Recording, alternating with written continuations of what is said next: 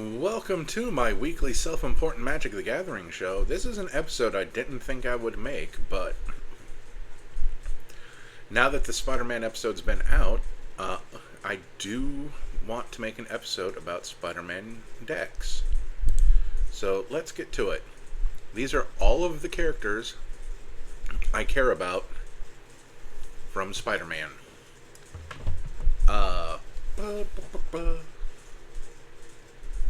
I was thinking I was going to have to re-record some other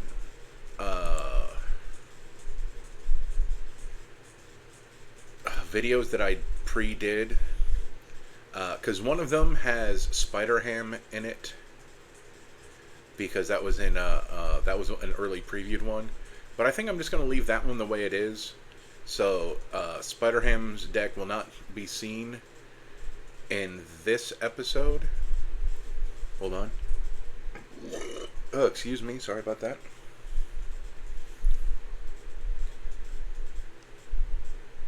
But I'm going to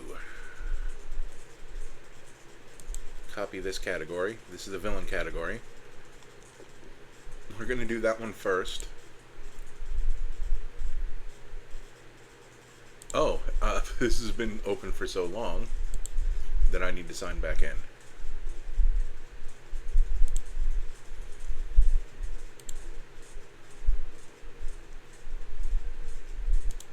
Get rid of you. Open you. Open that new tab.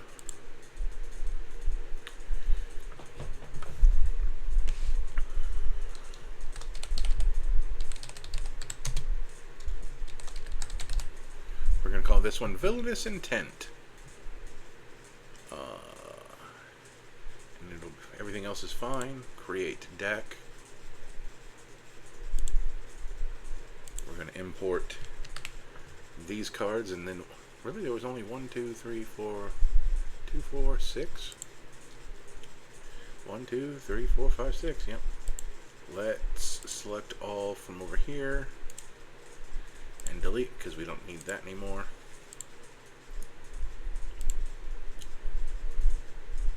Save changes. Close this down. So we're going to start here.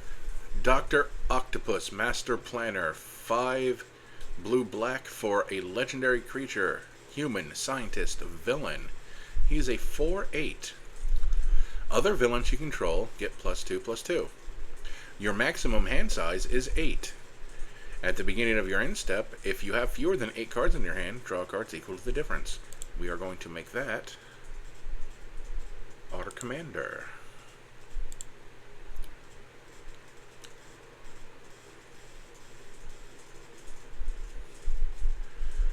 Now we'll go through the rest of these.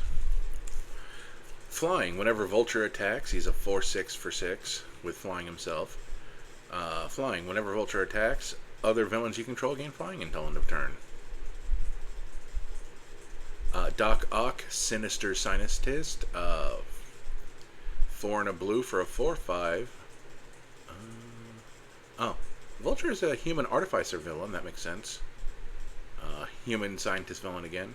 As long as there are 8 or more cards in your graveyard, Doc Ock has base power and toughness 8/8. As long as you control another villain, he has hexproof, which means he cannot be targeted by spells or abilities your opponents control. Mysterio, Master of Illusion, 3 and a blue for a 3/3 human villain. Whenever Mysterio enters, create a 3/3 blue illusion villain creature token for each non-token villain you control. Exile those tokens when Mysterio leaves the battlefield. That's cool. So you don't want to play him too early because you won't have other villains on the field. Tombstone, Career Criminal, 2 and a black for a 2/2 human villain. When he enters, return target villain card from your graveyard to your hand, and your villains are 1 generic less to cast. Prowler, Clawed Thief, 1 blue-black for a 2/3 human rogue villain with Menace. It means you need 2 creatures to block it. Whenever another villain you control enters, Prowler connives, which means you draw a card and discard a card. If you discarded a non-land card, put a +1/+1 counter on Prowler. So I'm going to rename this to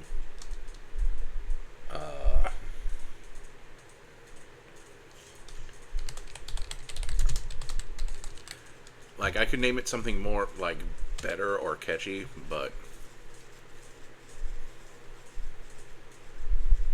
actually wait. Especially since Doc Ock is here, like, so I could put like boss and not boss, but like, yeah, it doesn't make any sense. So let's go in here, T Villain, because that's what we want to put in this deck.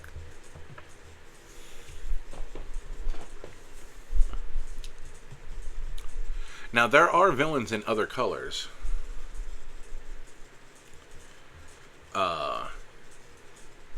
But the villains matter, like the villain typal is in blue-black. So what do we got? We got Alchemax Slayer Bots. When this creature enters, tap target creature an opponent controls and put a stun counter on it. Sure, why not? It is a 2/2 for 3 robot villain. Then we got Beetle, Legacy Criminal. It's a lady. The original Beetle, who I think joined the Thunderbolts and like went hero. Yeah, that was a dude. And there might be another Beetle. Not to be confused with the blue Beetle, which I believe is DC hero. So it's 3 and a blue for a 3/3 human rogue villain who has flying.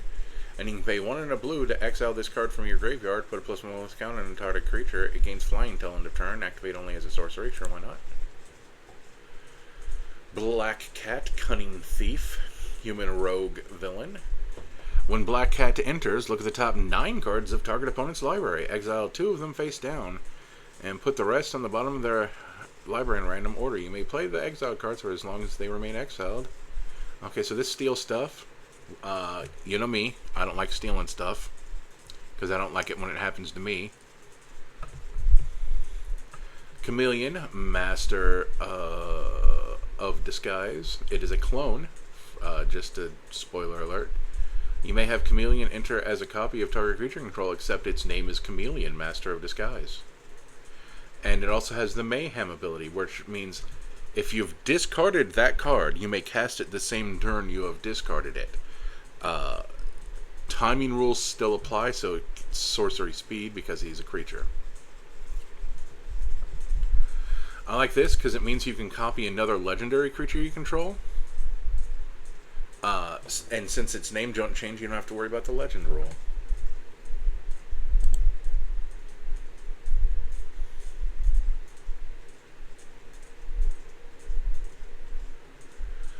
Common Crook. When this creature dies, create a treasure token. Sure, why not?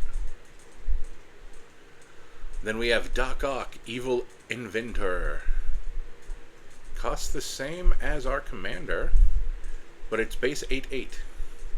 At the beginning of combat on your turn, target non-creature artifact you control becomes an 8/8 robot villain artifact creature in addition to its other types. That's worthy of competing with our commander's mana cost. Doc Ock's Henchman. Whenever this creature attacks, it connives, and it also has flash, meaning you can cast it at instant speed. I mean, we have like 3 Doc Ocks in the deck already, so we may as well. Flying Octobot. It's a robot villain. Whenever another villain you control enters, put a +1/+1 counter on this creature once a turn.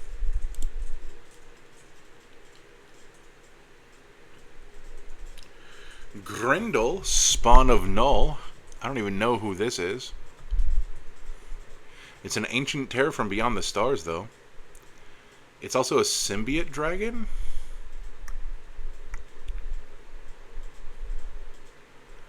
That is wild. It has flying and death touch, though. So welcome to the deck. Hydroman, Fluid Felon, 2 blue for a 2/2 elemental villain. Whenever you cast a blue spell, if Hydroman is a creature, he gets +1/+1 until end of turn. At the beginning of your end step, untap Hydroman. Until your next turn, he's a land. And gains tap to add blue. So he's a land when it's not your turn. That's mildly interesting. And if you, whoops, no, not over here. If you look here, he's over here and might get his own deck. Because that's interesting. Also, he's a growing threat because of that +1/+1 counter thing.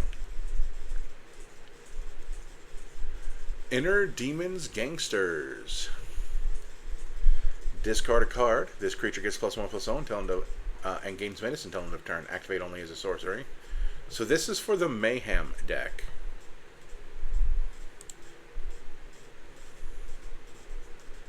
You know, working with... Okay, we haven't seen one yet, besides the one that's already in the deck. Hopefully we'll see another one. Lady Octopus, Inspired Inventor. This is a... I think this was a woman that Doc Ock, like, was dating, wanted to date, she liked him, something going on. And something happened with her, I don't remember. Whenever you draw your first or second card each turn, put an Ingenuity counter on Lady Octopus. Tap Lady Octopus. You can cast an artifact spell from your hand. I like how it says cast. With mana value less than or equal the number of Ingenuity counters on Lady Octopus without paying its mana cost. So you get cast triggers. So that's cool. She's also over here because I feel like she deserves her own deck. I don't know if these two will get their decks in this episode, but I did want to call them out. Living Brain, Mechanical Marvel. At the beginning of combat on your turn, target non-equipment artifact you control becomes an artifact creature with base power and toughness 3/3 until end of turn. Untap it. So that's like the Living Brain is like a mini Doc Ock Evil Inventor.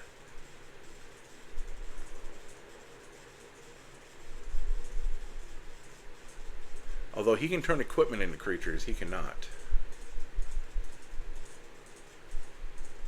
And also, sorry, this can power up. Or, if you want, for some reason, power down another artifact creature you control to 3/3. If somehow that's important to you. Mechanical Mobster. When this creature enters, exile up to one target card from a graveyard. Target creature you control connives. Sure, why not? It costs 3 for a 2/1. But it does some stuff. Then we have Merciless Enforcers. It has lifelink. And, and you can pay 4 to have it deal 1 damage to each opponent. That's funny. Mob Lookout. When this creature enters, target creature you control connives. Neat. Morbius, the Living Vampire. I'm not saying the line. Flying Vigilance Lifelink. Oh, that's sweet. Although it is a 3/1. Paying a blue and a black, exile this card from your graveyard, look at the top 3 cards of your library, put one of them into your hand and the rest of the bottom of your library in any order. Okay. Not great, but not the worst. They certainly traded a lot of his toughness to have all of this. Morlun, Devourer of Spiders. I like this guy. Not because he eats spiders, because that's weird. But because he has lifelink, and he enters with X +1/+1 counters on it, because he costs 2 black and X. And then when he enters, he deals X damage to target opponent. And since it's damage, lifelink. That's pretty sweet. Mysterio's Phantasm. An illusion villain. Flying Vigilance. When it attacks, it mills a card. I'm not a big fan of that, but it's Flying Vigilance, so we can just have a flying 1/3 blocker if we're scared to mill. Scorpion, Seething Striker. Has Death Touch, makes sense to me. At the beginning of your end step, if a creature died this turn, target creature control connives. Ooh. Spider Slayer, Hatred Honed. Whenever Spider Slayer deals damage to a spider, destroy that creature. So it has Spider Death Touch. And then you can pay 6, exile this card from your graveyard to create 2 tapped 1/1 colorless robot artifact creature tokens with flying. That second part definitely feels like oh, I have a lot of mana and this limited game isn't over yet. I should create some flyers. Swarm, Being of Bees. Flash, flying. Oh, there's Mayhem. There was probably Mayhem earlier, and I missed it. Because there was one other card with Mayhem. I just don't... Oh, Chameleon has Mayhem. I just remember explaining it. He has Flash, Flying, and Mayhem. So if you discard him for any reason, you can cast him for 1 at sorcery speed, of course. Symbiote Spawn, Symbiote Villain. When this creature dies, each opponent loses 2 life and you gain 2 life. Sad that that's probably the only card that this character appears on. I think that's Scream.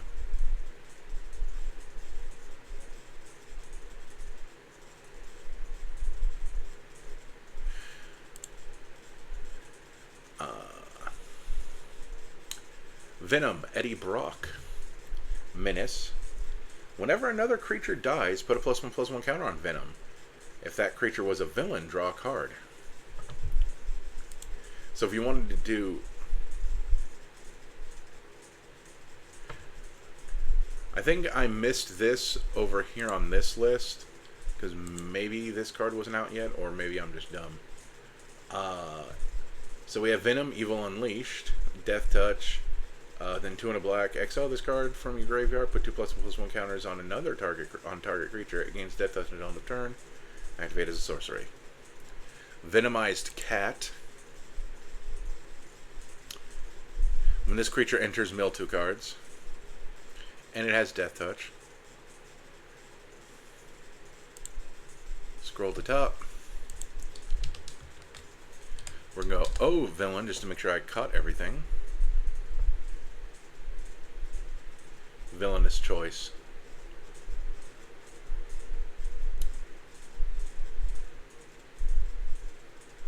Villainous Choice. Villainous Choice. Villainous Choice. Put target creature on the bottom of its owner's library. You lose 2 life unless you control a villain.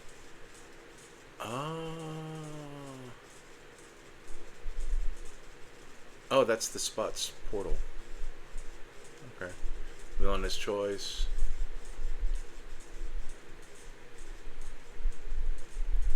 This costs 2 less if we control a villain, so it's 2 and a black at sorcery speed to destroy a creature and gain 2 life. Putting a creature on the bottom of its owner's library,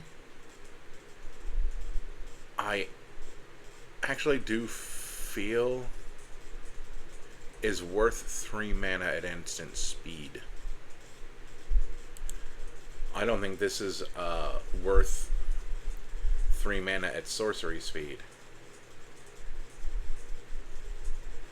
But I feel like I should put it in because it is on theme.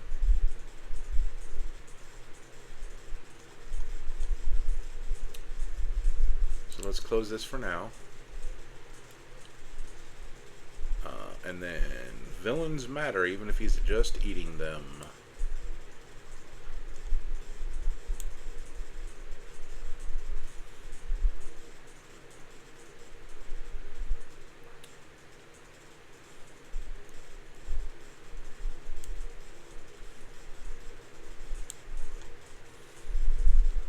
So we have 29 creatures for the record.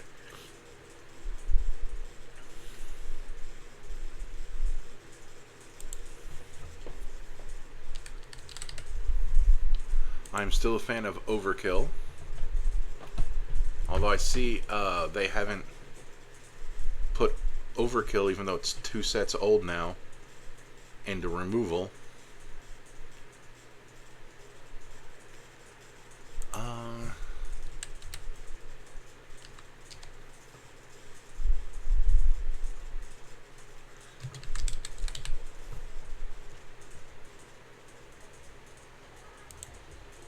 The Arc Enemy's Charm. Exile target creature or planeswalker for 3 solid black. We're only in 2 colors, so I'm fine with that. We'll get to the, like, our vegetables, you know, the lands, eventually. I'm doing things in a slightly different order today because I feel like it.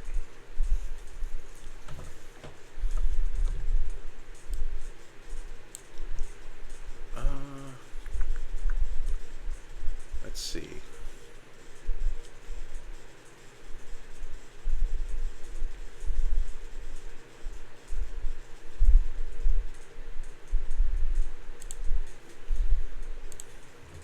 T instant O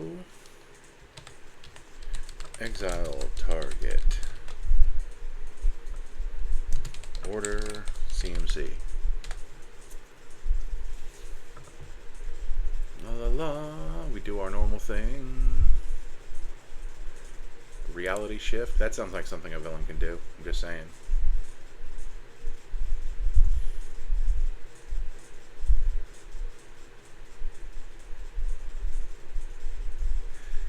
Baleful Mastery. Our commander is super expensive, so I don't feel like Deadly Rollick is worth it.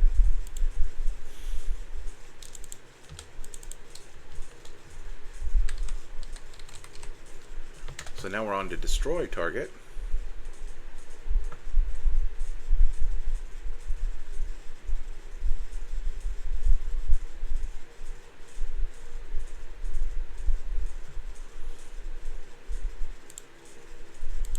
Like the villains that would be into this stuff aren't in this deck, but this is totally stuff villains do in comic books. I'm not gonna oh, Bitter Triumph. I'm not gonna justify everything, but I'm gonna try to go for the throat. Yep.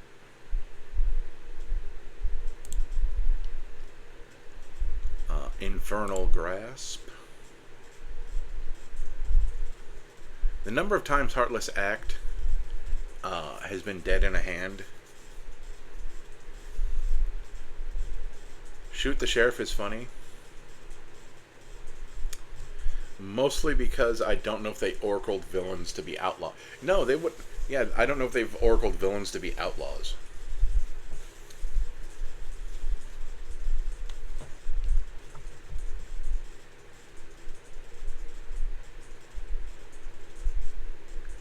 Now we're in 3 that I'm not. I think there's a whole lot in 3 that I want. I like Murder, hilariously, is fitting, but it's just not that good of a card anymore. Saw in half.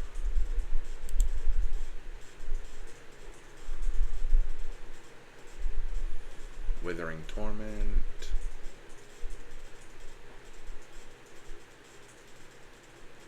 Drag to the Underworld. Because it's normally 2 black. Let's be fair. As long as you've played stuff, it's 2 black.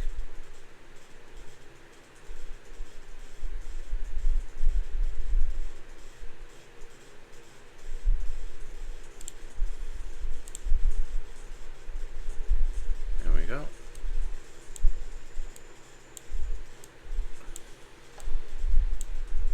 Oh, and that's our targeted removal.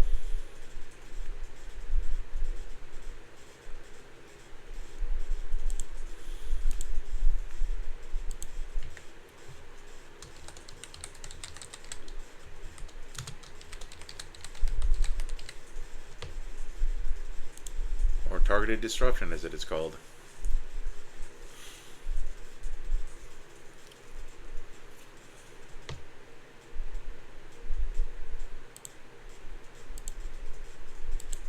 I'll call this creatures because it bothers me that it's not saying it in plural. Then let's do our mass disruption. It's going to be our usual mass disruption, if I'm being honest.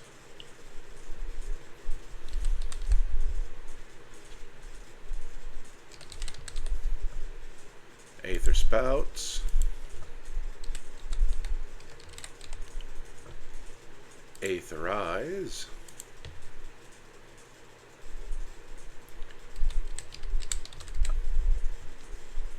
Kindred Dominance. Because everything in here is a villain.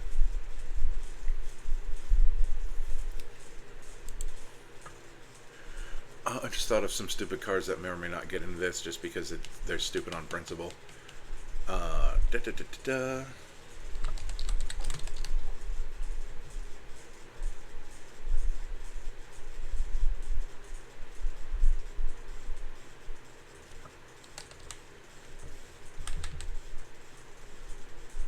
Oh, good.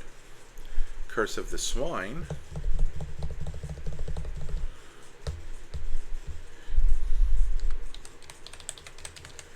Crippling Fear.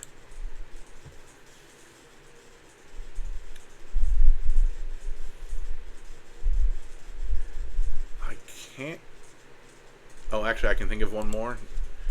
Just because it's kind of funny.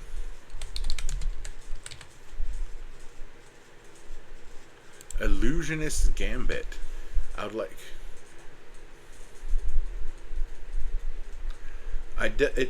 it's in protection, but I do feel like it's mass disruption because you're causing one person not only to not attack you, but to attack someone else.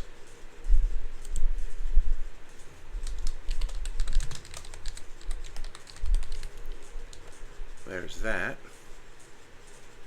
Now I'm going to put in the lands.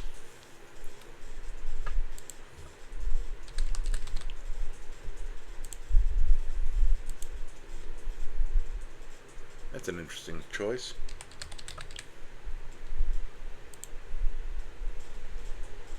There we go. And we are going to have 10 of each. What is that even from? Oh, that's Last Airbender. I misinterpreted that. Now, do we want these? Yeah, we'll just put in these. Go to the swamp. All printing. There we go.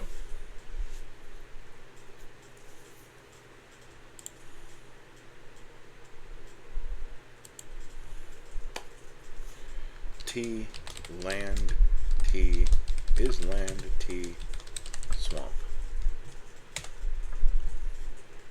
Yes, yes, no, yes, yes, and yes.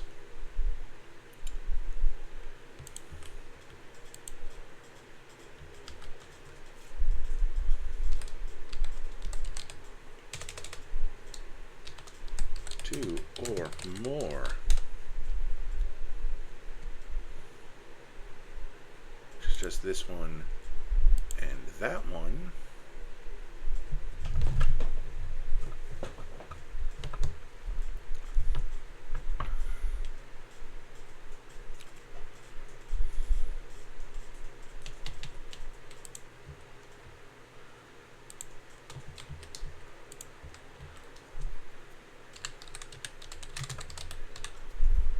Creature type.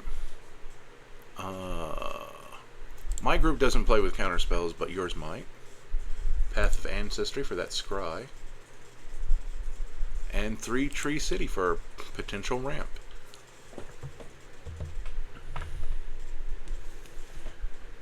Where does that put me on land? 30, so we can have 7 more.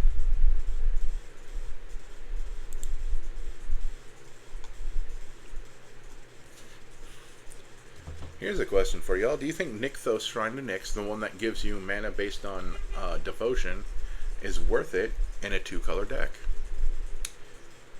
I'm not sure it is. So I don't think I'm going to go there. We're going to go over to the land base button. We're going to throw in our command tower. Oh, Control A. That is one I missed. Reveal from one from hand. The Tainted one.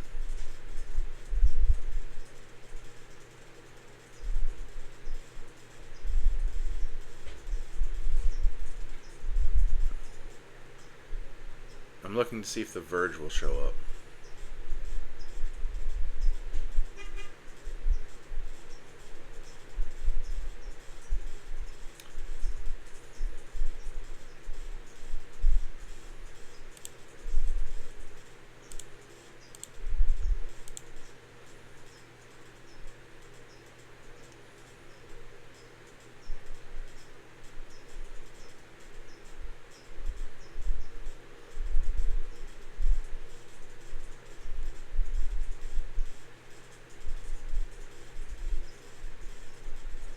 There it is.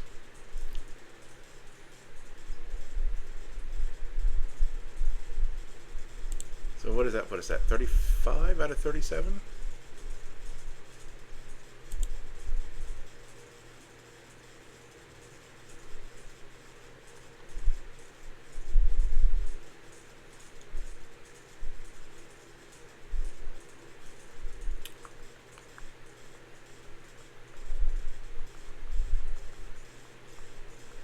We'll put in the Temple of Deceit, the church that all villains pray at.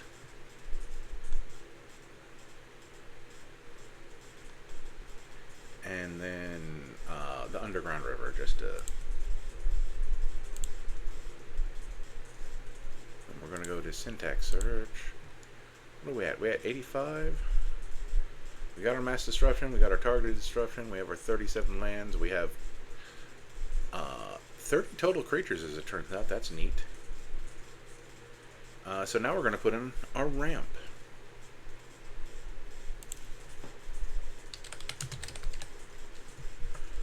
You can pry that card from a Cold Dead Hands. T, art, minus T, creature, MV equals 2. And O, add with a space after. So we got Arcane Signet, Charcoal Diamond, Cold Steel Heart, Demir Signet, Felvar Stone, sure, why not?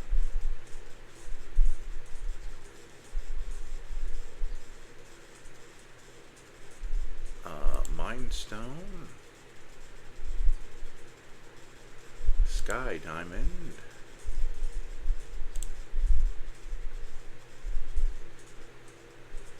Talisman of Dominance, Thought Vessel, the Soul Stone, even though it's so expensive, and the Iron Crag. Iron Crag, I am sorry. So that is 12 pieces of ramp. Is that the number of ramp? Hold on. I might have more ramp than I technically need. Oh, only need 10 pieces of ramp. I don't have any card advantage though, but that's fine. That's normally how I run. I normally roll terrible card advantage. We're going to keep the Thought's Vessel. We're keeping the Soul Stone. We're going to dump the Iron Crag.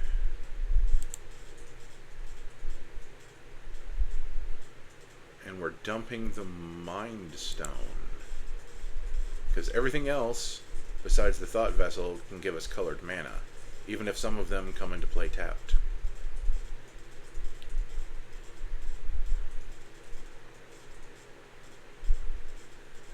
Oh, and the Soul Ring doesn't give colored either, but it's one cheaper. So now we can have 5 more cards. That should probably be some form of card. Well, our commander's card advantage, but he also costs 7 to bring out. That's why maybe getting those other 2 pieces of ramp back in might not be the worst idea.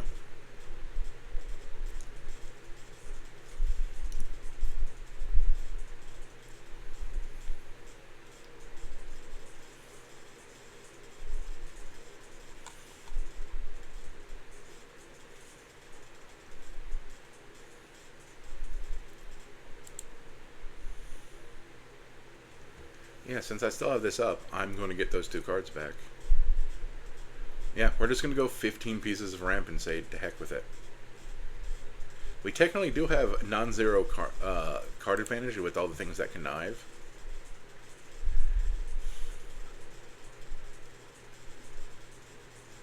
And the Iron Crag. And then even though it costs 4, Solemn Simulacrum, because it can pull a basic out of our deck.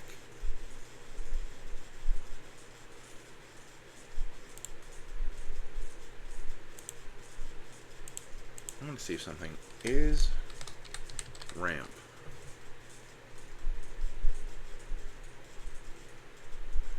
They're calling... Nope. Okay, so that is...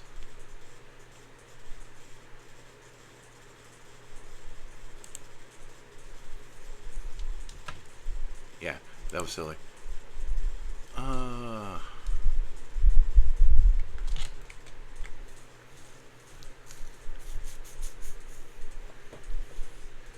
gonna hit EDH Rec. Behold, the Sinister Six. No. Doc Ock's Tentacles? No.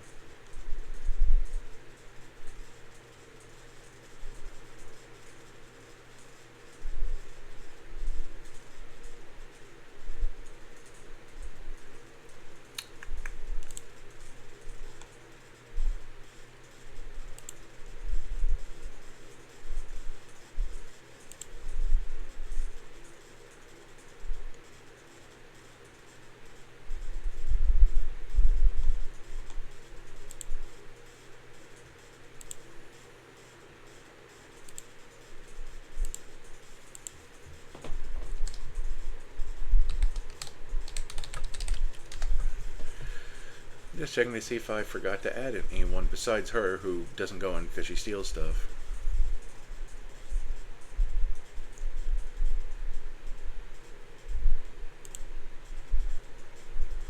I missed Venom Evil Unleashed. That's funny.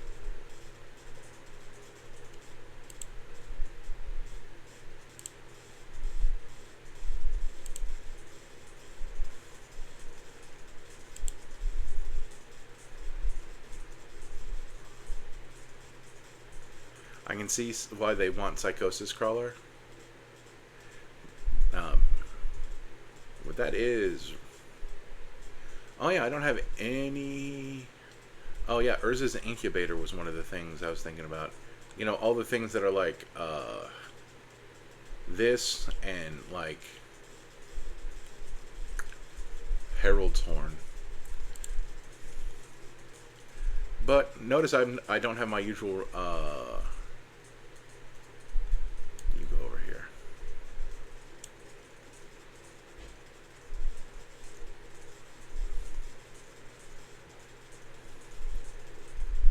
Let's see, how many things are in Villains Matter? 6.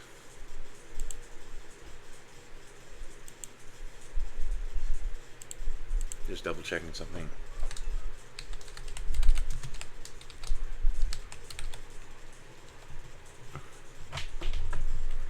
There are 9, and I have all 9 in the deck.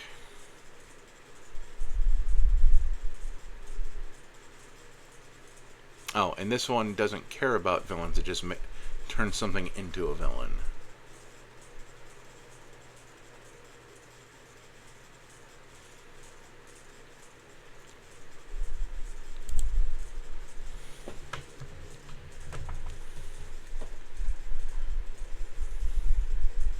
I am going to redo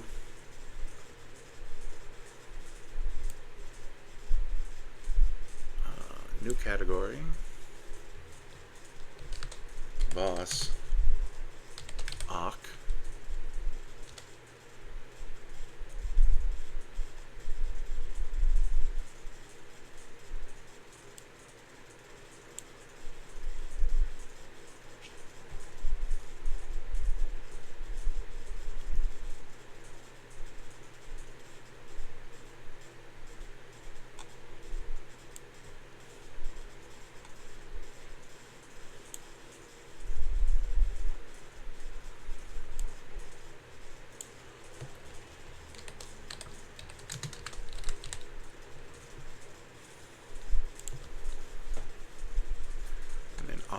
crew.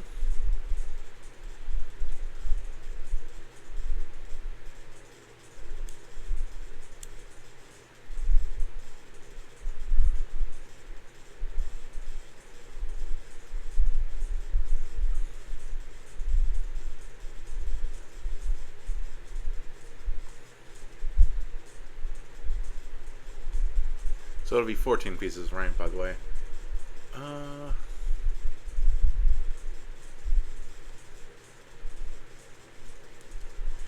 And I do think that that last card should be...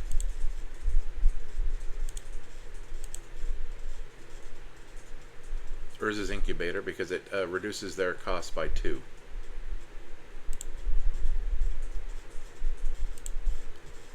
So that's Boss Ock. Ox Crew. Oh, Flying Octobot. Almost missed that.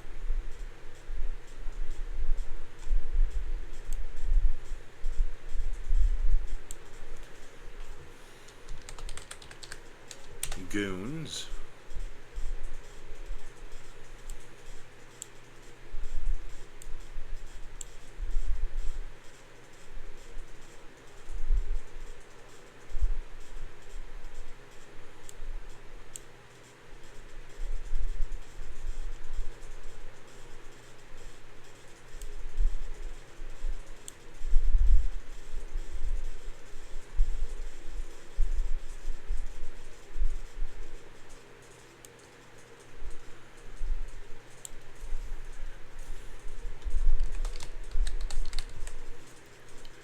Mysterio just gets his own section with his Phantasm.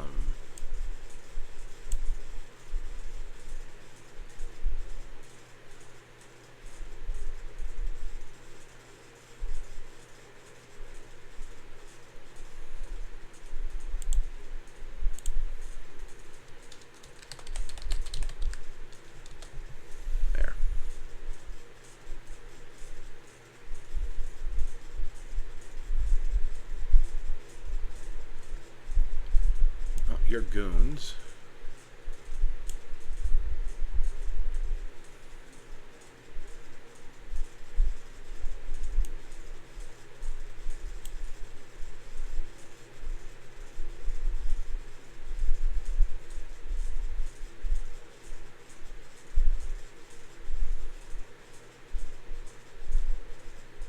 Oh, there it is, the venomized cat.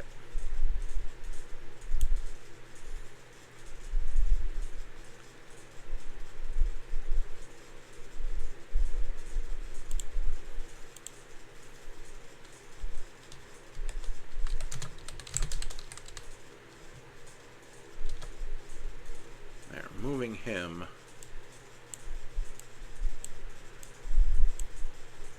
there.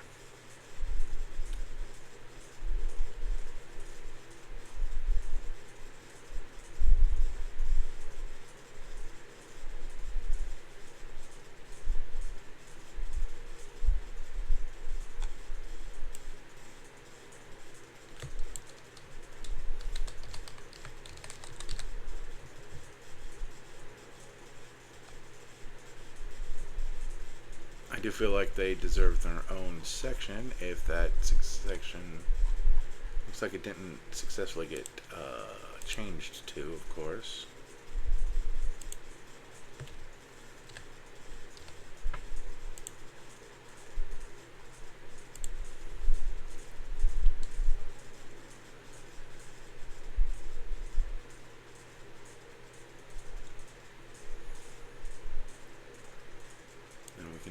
The venomized cat over here, and Eddie Brock. What's funny is Tombstone is a goon, but I'm not moving him over there. And then there we go.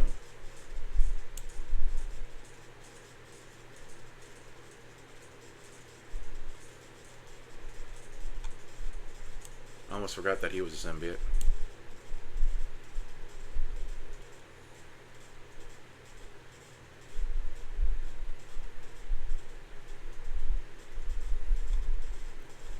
There we go. That's all I'm doing with this one.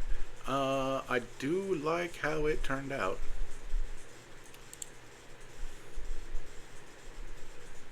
put it in unlisted. Save changes. We will close this now.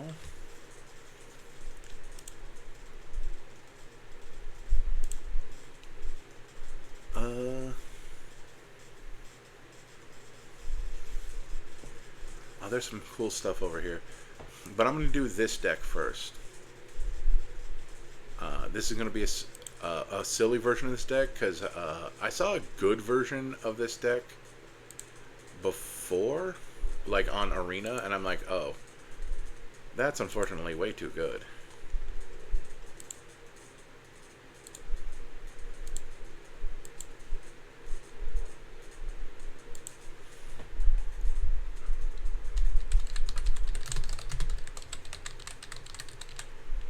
We're just going to call it Across the Spider-Verse.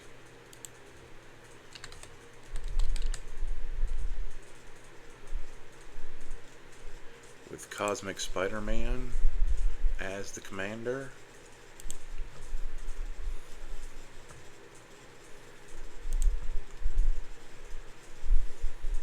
So, Cosmic Spider-Man costs a full Wooburg for a 5/5 Spider-Human hero. And it has flying, first strike, trample, lifelink, and haste. And despite having power cosmic, he's not like indestructible or death touch or anything like that. He wasn't very good with the power cosmic, let's just say it that way.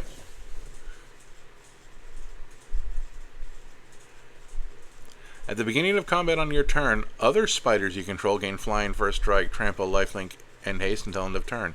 Like the smart version of this puts like Shelob, the big 8/8 one that protects all your other spiders.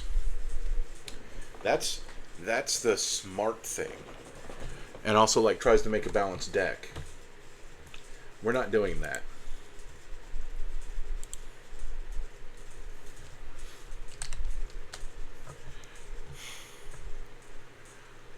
We are going to put in our terrible land section, actually, but first,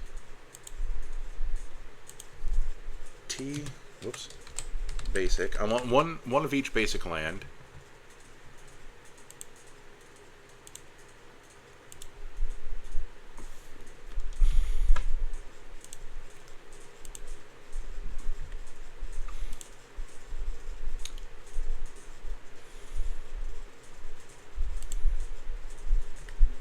Don't know why that has a big pile of lands. Oh, I guess it's the same for this.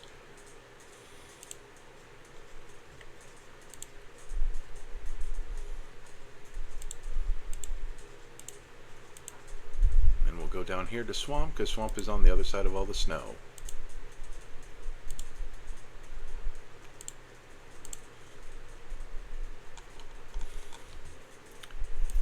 So now we go is Triome.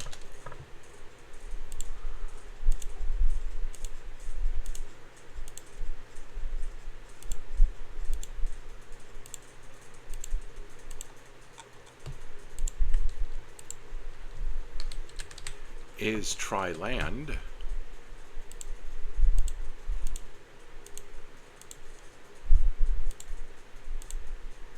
This is a quick way to fill out the lands in the deck.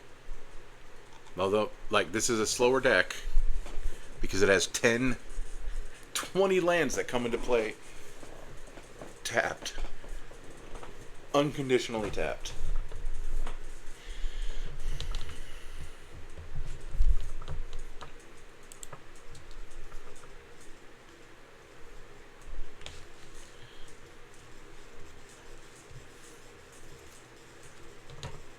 Let's see. T, land, O.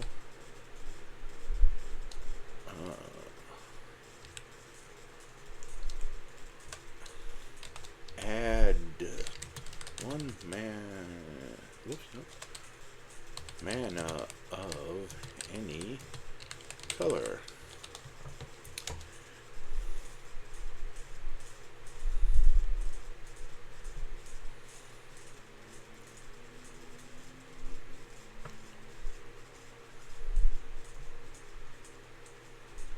Still want the Cavern of Souls.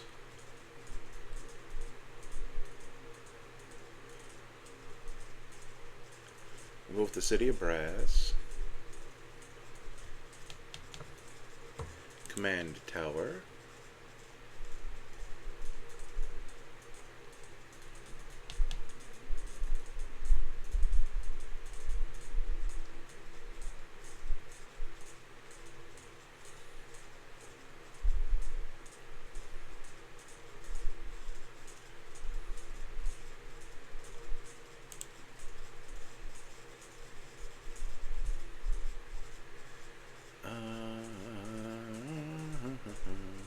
Mana Confluence, Path of Ancestry,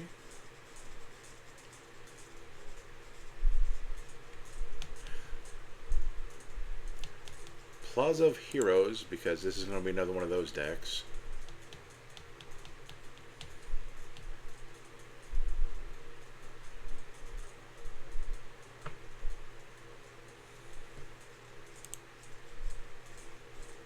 Secluded Courtyard, because it's a 5-color deck. Starting Town.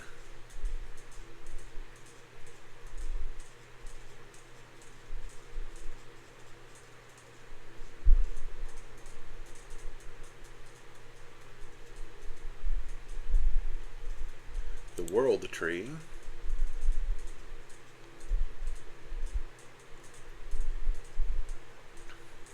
Unclaimed Territory. And then we see where we're at. We're at 35.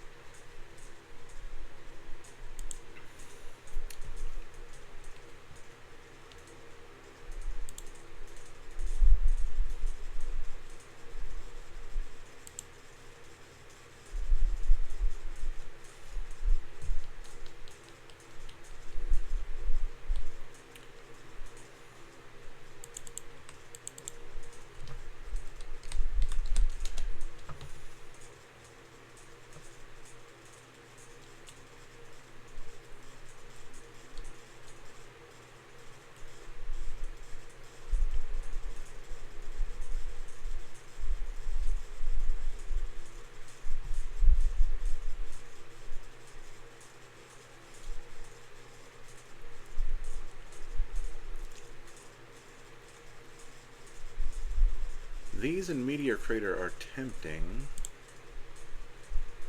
Whoops, I didn't mean to click that.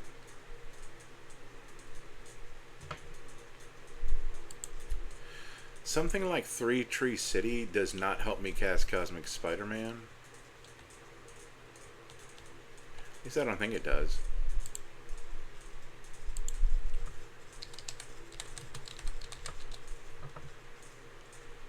Yep, you choose a color.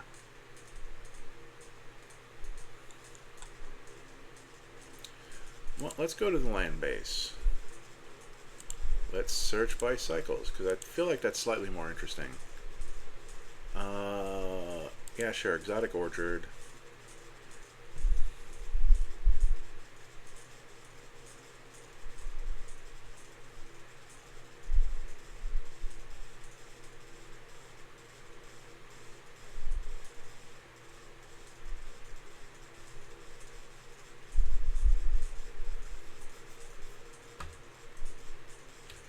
They're the layers.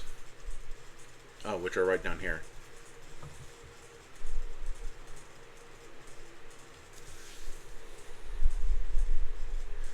But that is 5, and they only do 3 different colors, so I'm not worried about that.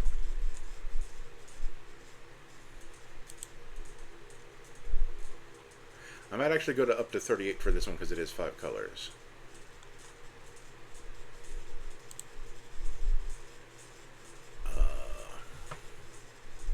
Oh, what was the other? Oh, we'll go over here. T, land, T. Nope. Meteor. There was a T in the word. Oh, choose a color of a permanent you control. Add 1 mana of that color to your mana pool.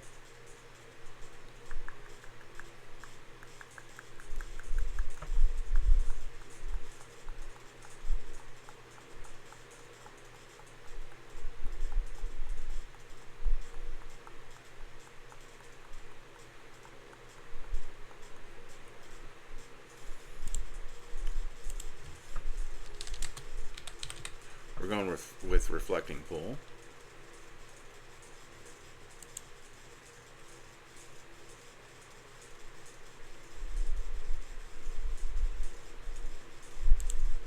Oh, there's that other one.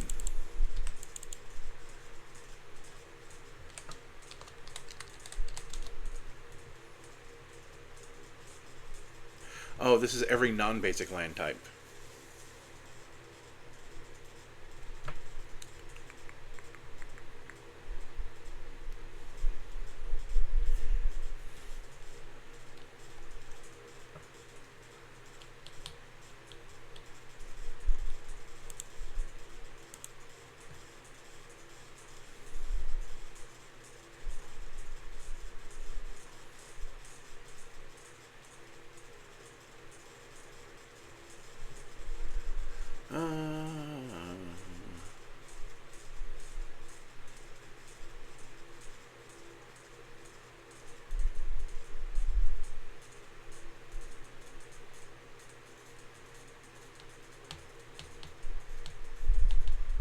I think I'll just do Cascading Cataracts, because that way I can always cast my commander on my 6th turn if it's anywhere near my opening hand. There we go.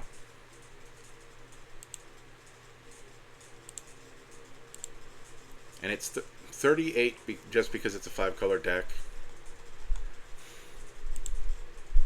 So we're going to go T,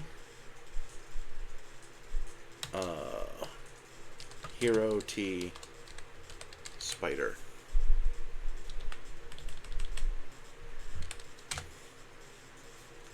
And basically, we're going to put all of these in the deck.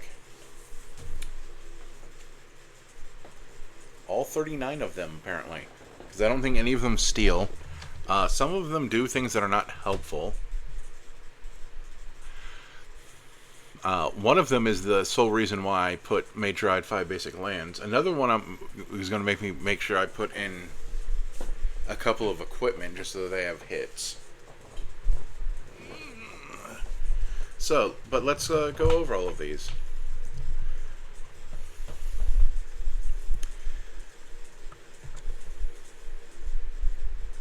Could have swore there weren't that many. Arachne, Psionic Weaver, has web slinging, which means it's technically like ninjutsu but worse, just like how Mayhem is like Madness but kind of worse.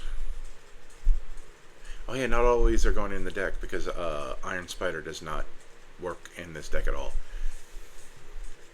Oh, and some of these aren't legendary, so they don't really go in this either. Anyway, you may cast a spell for the web slinging cost, in this case 1 white, if you also return a tapped creature you control to your hand. But it has to still obey the timing rules, so that's why you can't like do it out in combat. So if as Arachne enters, look at an opponent's hand, then choose a card type other than creature. Spells of the chosen type cost 1 more credit to cast. So a little bit of tax. Aranya, I'm fairly certain that the tilde means you just kind of put a Y sound at the end of the letter. Aranya, Heart of the Spider. Whenever you attack, put a +1/+1 counter on target attacking creature. Whenever a modified creature you control deals combat damage to a player, exile the top card of your library. You may play that card this turn. So a little bit of impulsive draw. You just got to be careful that you don't impulsive draw too much. Then we have Ghost Spider, Gwen Stacy. She has Menace, which is interesting. Whenever Ghost Spider attacks, she deals X damage to defending player, where X is the number of attacking creatures. That is pretty sweet. Gwenum, Remorseless.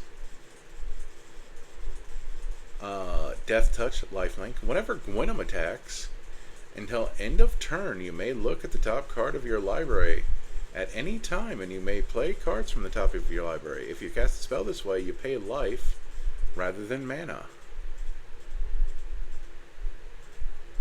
Neat. Good thing she has lifelink.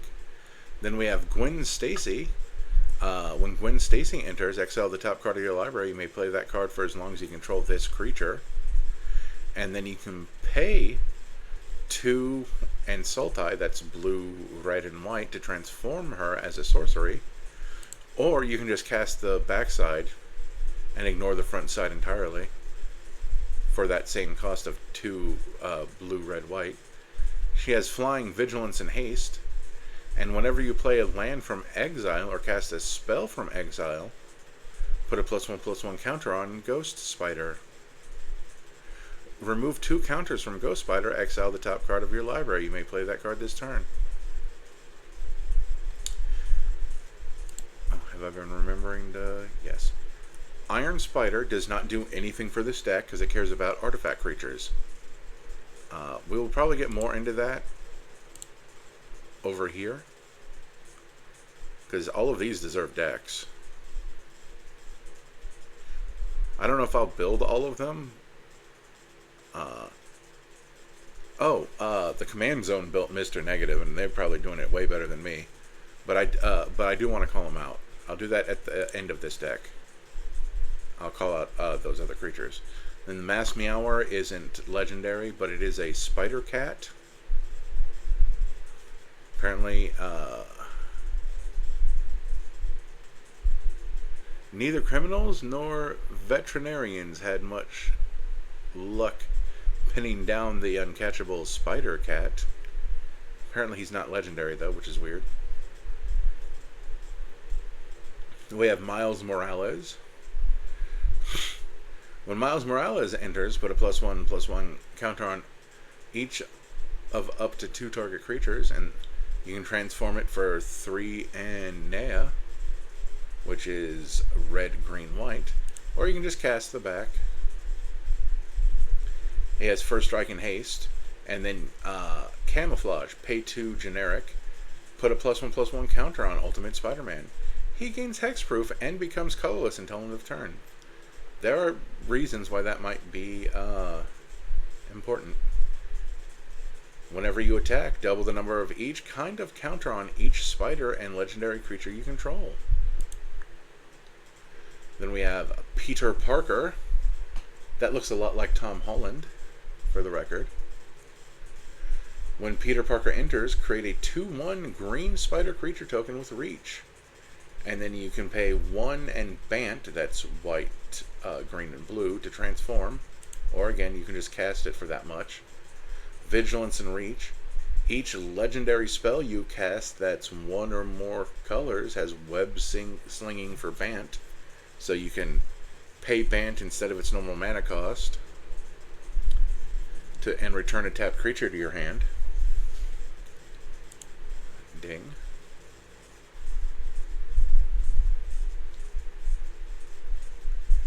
Then we have Scarlet Spider Ben Riley. Man, I don't remember. Was he ever confirmed to be the clone? He has web slinging for Bant, or for Gruul, or you can pay 1 into Gruul just to cast him normally. He has Trample, and Sensational Save. If Scarlet Spider was cast using web slinging, he enters with X +1/+1 counters on him, where X is the mana value of the returned creature. That's actually really cool. Then we have Scarlet Spider Kane. He has Menace. And when he enters, you may discard a card. If you do, put a +1/+1 counter on him. And he also has Mayhem, so if you discard him, which I don't think there's a whole lot of stuff to make it discard in this deck. Sorry. Just kind of breathing. But you can pay either a black or a red to cast him if you somehow discard him.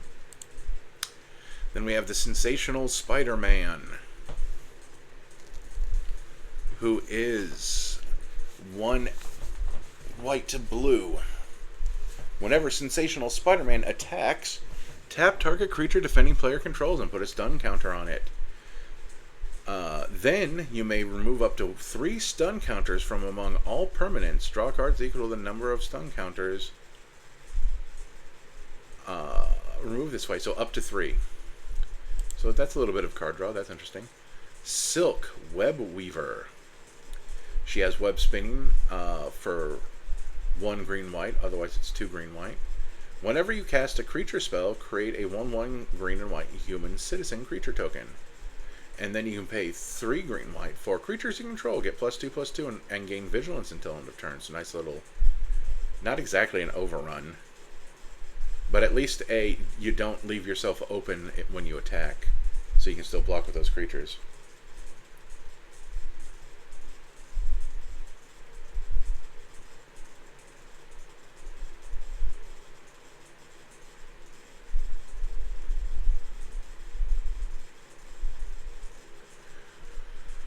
Sorry, I got distracted. Skyward Spider. This is another. Oh, I never said. I should say what the Mass Mailward does, even though it's a 1/1 for 1 Spider Cat hero with haste. Discard a card. Sacrifice this creature. Draw a card. That's a lot like a neonate vampire, I think it was. Then we have Skyward Spider, another non-legendary spider creature. Has Ward 2, which means counter any spells or abilities that target it unless the player that's doing those things pays an additional 2. This creature has flying as long as it's modified. Oh, that's Maddie Franklin, Spider-Woman. Apparently she's not legendary enough. We have Spider, piloted by Penny, who is 3 white-blue for a 4/4 Vigilant Spider Hero. Artifact creature because it's the mecha and back. She's the manga Spider-Man. When Spider enters, put a +1/+1 counter on target creature. Whenever a modified creature you control deals combat damage to a player, draw a card. Neat. We have a non-zero number of ways of modifying stuff in this deck. Then we have the Spectacular Spider-Man, which looks like he is going through quite a time. Oh, this is from a promo.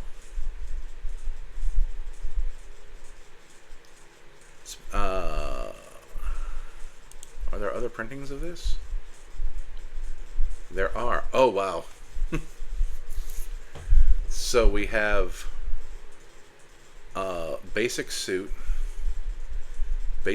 but uglier because it's foil. Yeah. Then we have the symbiote suit before we realized there was a symbiote. This is Iron. This is the original Iron Spider, the armored spider. It also kind of looks like a specific other one, because I guess she uses this armor as well. Spiderling. Oh, and then that's that weird Fantastic Four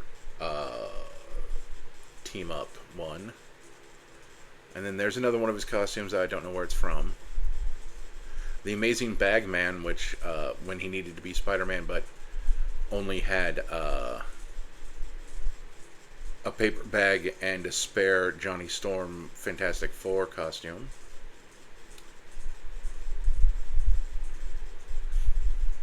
Look how much these things are worth. And then another one who is just looks a lot like his original. And this one, only slightly different somehow. Oh, it's the background. Okay. And then we have this one. I don't know where that's from either. And then this is the Through the Open Paths. So we want this one.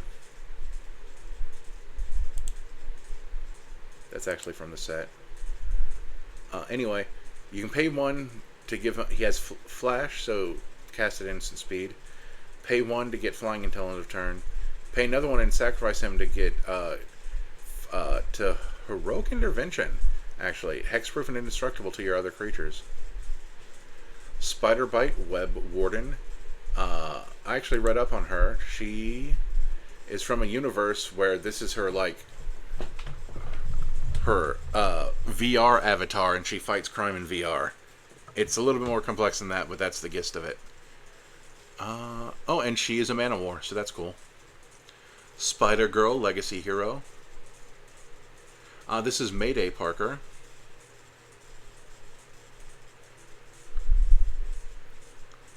During your turn, she has flying. And when she leaves the battlefield, you get Human Citizen. Spider-Gwen, Free Spirit, Reach. Oh, ding, ding. Whenever Spider-Gwen becomes tapped, you may discard a card. If you do, draw a card. Neat. Spider-Girl here has a clone who she considers a sister. Though I could have named April, but I could have swore May was the clone, but I'm probably wrong.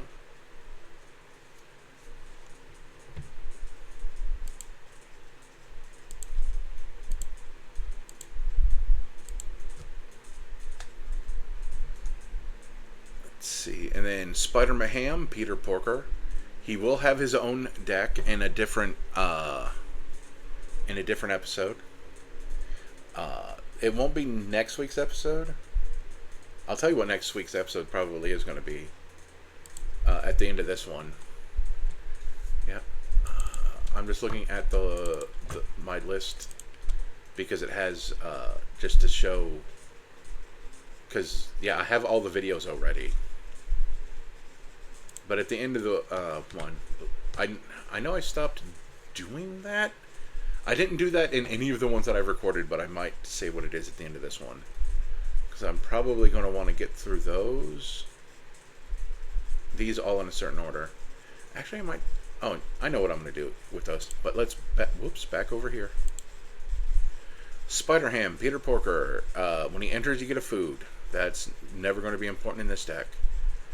But other spiders, boars, bats, bears, birds, cats, dogs, frogs, jackals, lizards, mice, otters, rabbits, raccoons, rats, squirrels, turtles, and wolves you control get +1/+1. And that's basically his deck. It's not one type. It's all the best cards I thought of those types. That's just a little preview of whenever that episode comes out. Spider-Man 2099, he cannot be cast on your first, second, or third turn. He has double strike and vigilance. That's pretty neat. And at the beginning of your end step, if you've played a land or cast a spell this turn from anywhere other than your hand, he deals damage equal to his power to any target. We do have some impulsive draw. Oh, he has a second card. Spider-Man 2099 Miguel O'Hara. When this one enters, return up to one target creature to its owner's hand. Oh, she's better than a Man of War. She hits non-land permanents. Reading him made me realize her. He's a bad Man of War because he's expensive. Whenever one or more creatures you control deal combat damage to player, draw a card. Well, that part's worth it. Okay. Spider-Man, Brooklyn Visionary. He has web slinging. For 2 and a green, otherwise it costs 4 and a green. When Spider-Man enters, search your library for a basic land card. When in the battlefield, tap and shuffle. That's why I have 5 basic lands in the deck. Spider-Man India, who has web slinging for 1 green-white. Otherwise, it's 3 green-white. And then he has. I actually have to get in closer. Paviters Sved. That's sorry. The entire country, India. I cannot pronounce your language. Apparently, at least when reading it. Whenever you cast a creature spell, put a +1/+1 counter on target creature control against flying until end of turn. Oh, Spider-Man India is pretty cool. Ding.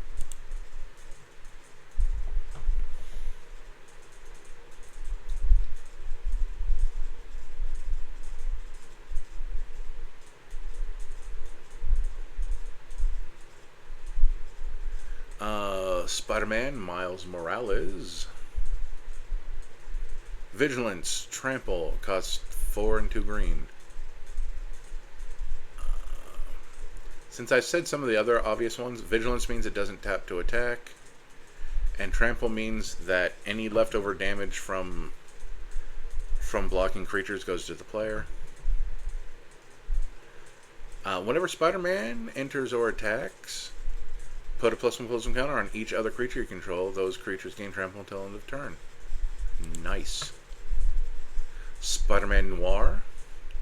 Menace. Whenever a creature you control attacks, put a alone, put a +1/+1 counter on it, then surveil X, where X is the number of counters on it. That's neat. Spider-Man, Peter Parker. He has flying. Huh. He has... So he's so good at web slinging, he's flying all the time. Except that he doesn't have web slinging. Whenever you gain life, put a +1/+1 counter on target creature control. It gains indestructible until end of turn. Neat. He himself does not have any way to gain life.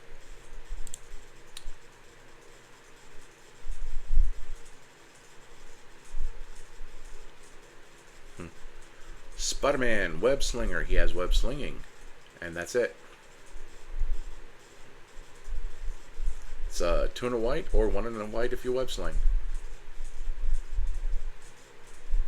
Then we have Spider-Punk.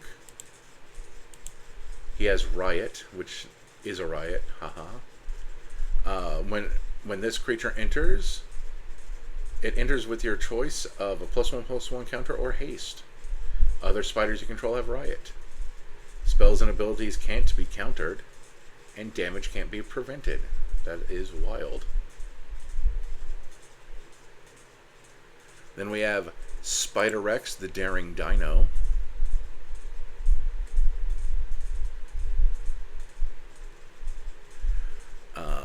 He has reached... He's basically a better...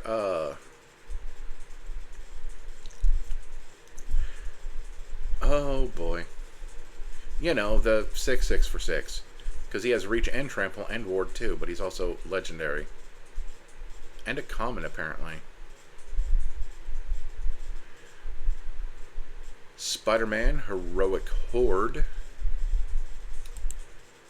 Oh, Spiders Man. That's right. This is weird. He has web slinging for 6. So normally it's 2 for a 2/3, but you can pay 6. So when Spiders Man enters, if they were cast using web slinging, you gain 3 life and create 2 2/1 green spider creature tokens with reach. That's funny. Then we have Spider UK. He also has web slinging. At the beginning of your end step, if 2 or more creatures entered the battlefield under your control this turn, you draw a card and gain 2 life. Then we have Spider-Woman, Stunning Savior. She has flying. Hint, she doesn't actually fly, she merely glides, but she's so good at it, people think she can fly. Artifacts and creatures your opponents control enter tapped. Then Spinneret and Spiderling. I think that's Spiderling in the background, because she has... Spiderling has this ability to create like this weird ethereal armor stuff. I don't remember if it's magic or not. Whenever you attack with 2 or more spiders, put a +1/+1 counter on Spinneret and Spiderling. Whenever Spinneret and Spiderling deals 4 or more damage, exile the top card of your library until the end of your next turn. You may play that card. Sure, why not?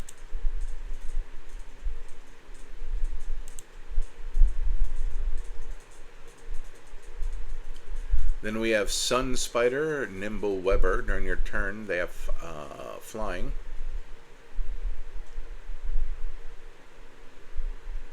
It looks like they're wearing a backwards baseball cap, and I don't want to get in closer. When Sun Spider enters, search your library for an aura or equipment card. Put that in your hand, then shuffle. So I'm going to want a couple of equipment in this deck, just so this guy has some hits. Superior Spider-Man. This is Doc Ock's mind in Peter Parker's body. That was a weird time. You may have Superior Spider-Man enter as a copy of any creature card in a graveyard except its name is Superior Spider-Man, and it's a 4/4 Spider-Human hero in addition to its other types. When you do, exile that card. Symbiote Spider-Man. When this creature deals combat damage to a player, you may look at that many cards from the top of your library, put one of them into your hand, the rest into your graveyard. And then you can pay 2 and a blue or a black to exile this card from your graveyard to put a +1/+1 counter on target creature control. It gains this card's other abilities. Activate only as a sorcery. Then we have one more legendary one, mostly because it looks like it's a whole bunch of them at once. When this creature enters, put a +1/+1 counter on each other creature you control. So how many creatures is that? That's 34 creatures. And only this one got put into a type.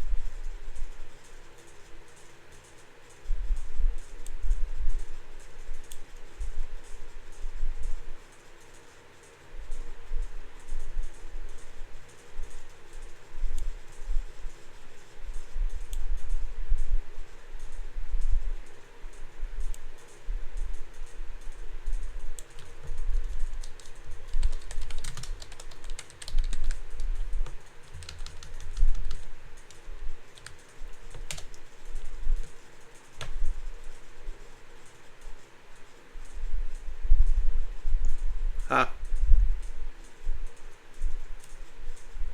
So, Peter says crime fighting before class on one of his, this one. And Miles says after class.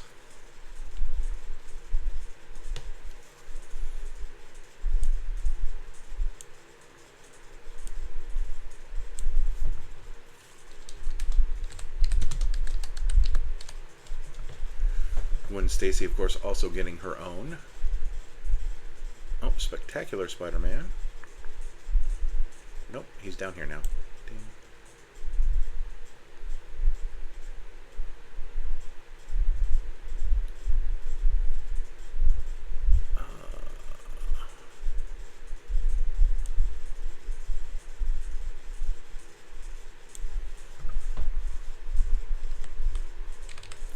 He only has 2, but he gets his own spot.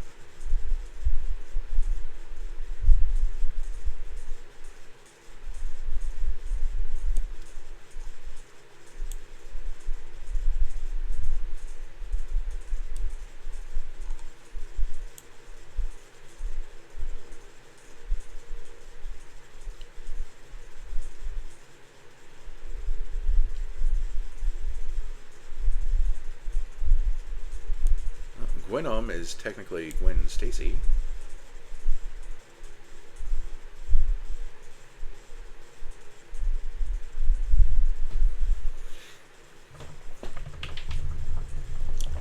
Moving my table because my foot itches. Trust me, it makes sense if you were here.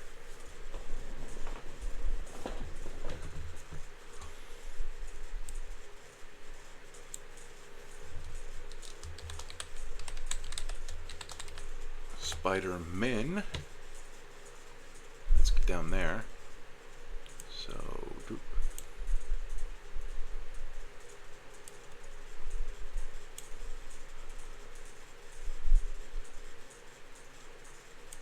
like this is weird. Even though it's Peter Parker's body, it is not actually Peter Parker, so he goes down there.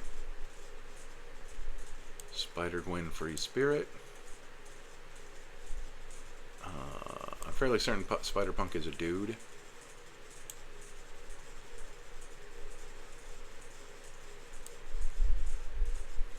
If I've misgendered anyone, I apologize.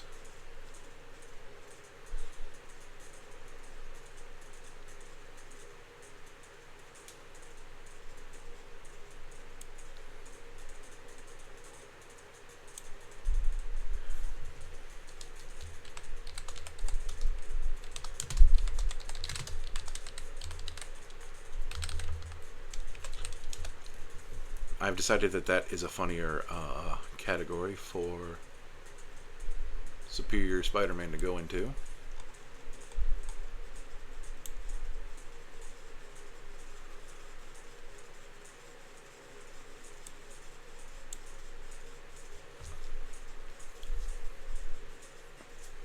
Hold on. My leg itches. Ow.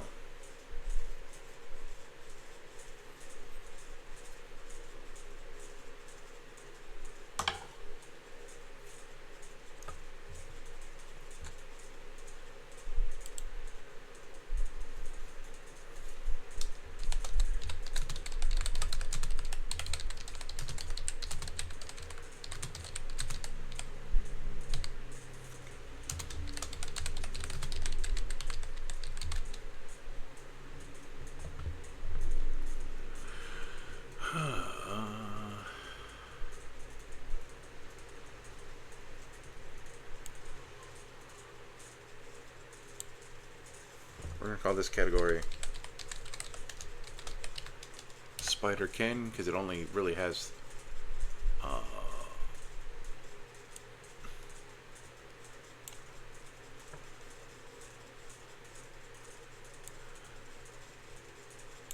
these three. And then we're just going to call this category Spider-Women.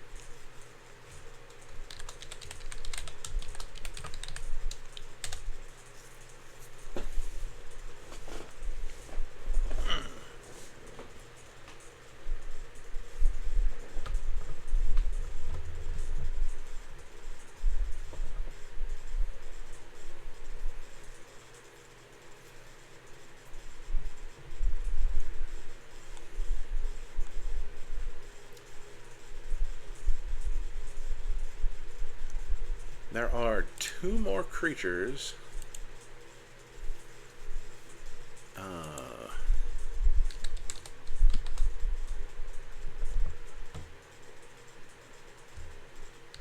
Actually, there's one set I want to look at. What? Are these cards from an intro? Oh, these might be cards from an introductory deck or something. SPE?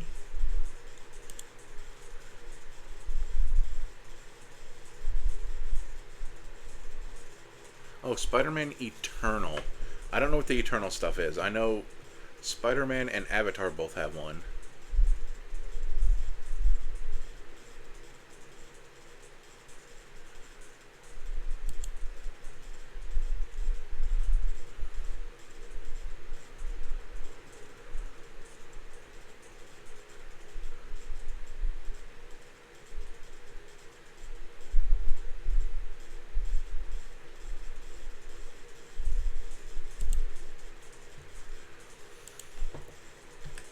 SPMO Spider. So you probably saw Aunt May. Whenever another creature you control enters, you gain 1 life. If it's a spider, put a +1/+1 counter on it. Don't care going in.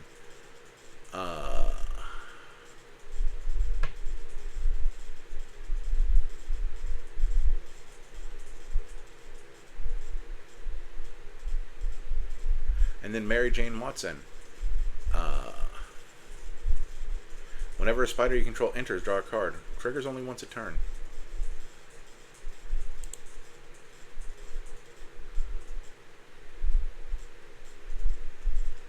You know what? Madam Web, who lets us cast spiders from the top of our deck, and non-creature spells, not that we have a whole lot. We'll put her in too. This is going to be mostly a ridiculous creature deck. We can put in the radioactive spider if we wanted. There's the Spider-Mobile. Whenever there's a creature attack, whenever this vehicle attacks or pox, it gets +1/+1 until end of turn for each spider you control. The Spider-Verse. The legend rule doesn't apply to spiders you control. Whenever you cast a spell from anywhere other than your hand, you may copy it. If you do, you may choose new targets for the copy. If the copy is a permanent spell, it gains haste. Do this only once a turn. Then there's the Spider Suit that can turn anybody into a spider hero.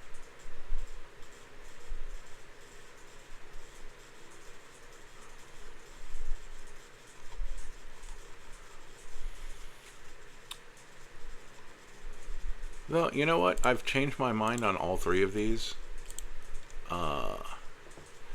Aunt May does feature in one of my other episodes because she was previewed early. Though, I'm going to go back to that deck. Mary Jane is one of the reasons why I want to redo that episode, but I've changed my mind. I'm just going to add her to the deck, and when you see that episode and you go see that deck, you'll be like, oh yeah, that's from when he said in that other episode that he's adding Mary Jane Watson to a certain deck. Or at least I might. I'd have to go look at the deck. I'm not going to do that during this episode, though.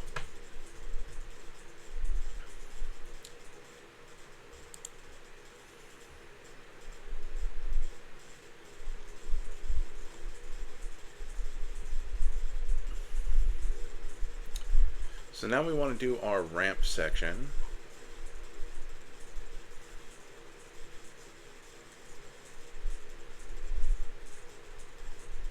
So we have ramp, probably card draw. I mean, there's also removal, of course. But I feel like I want this to be a low... I shouldn't say low.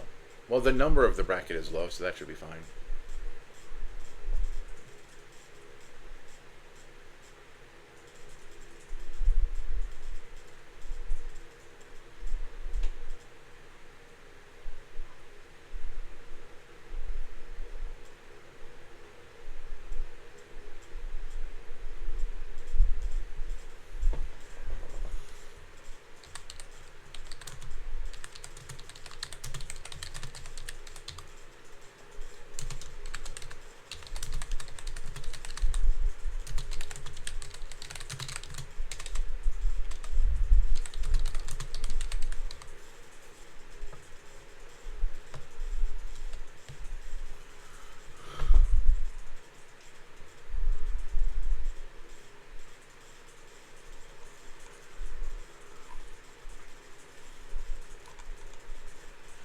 Sorry, I got distracted again. Yeah,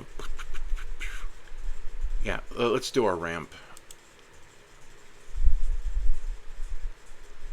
This is another one of those I don't think I'm going to put in... Well, another one. This is one that I don't think I'm going to put in...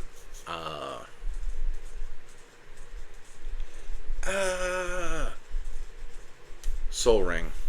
Because it doesn't help us cast our commander. And...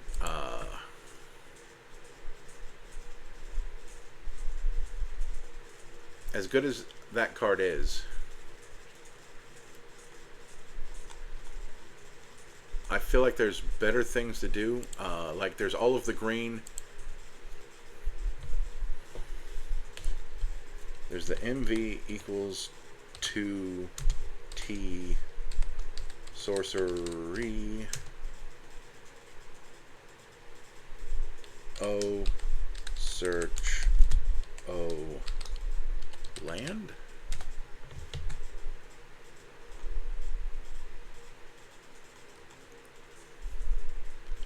We don't need Into the North. We want Farseek. I'm going to take out the word basic.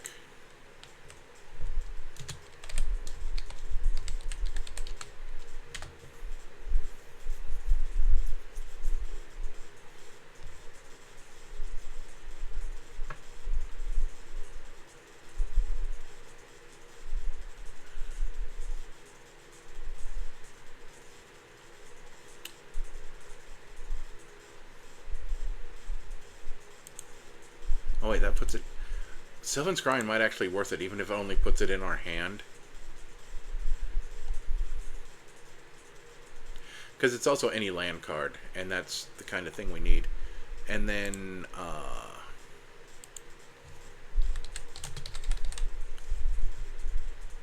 Nature's Lore, even though it only grabs forests.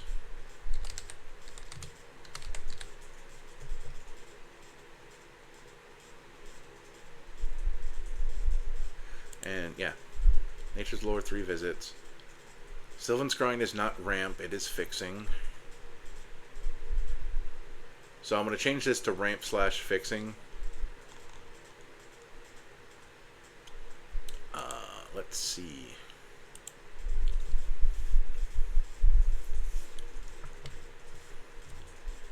Signet, Arcane, Azorius, Boros, Demir, Golglari, Selesnya, Rakdos, Orzhov, Izzet, Gruul, Simic.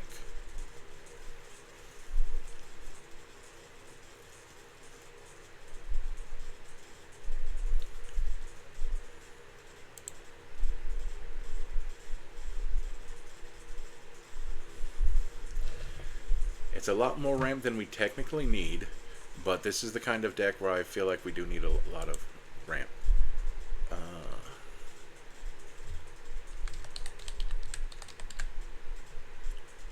Then the Chromatic Lantern.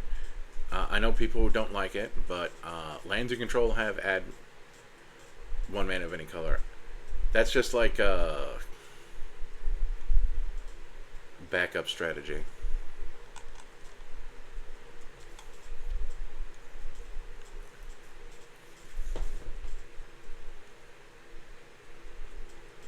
Although maybe with the rest of this ramp I can get away with not using it, and we can just have 15 pieces of ramp.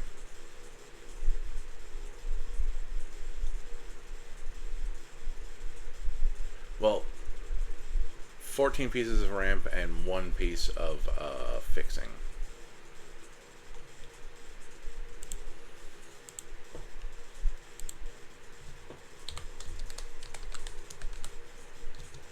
There.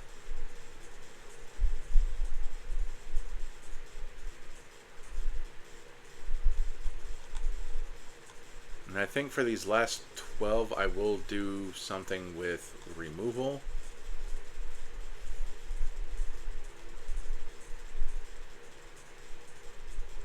Oh no, I want pieces of equipment.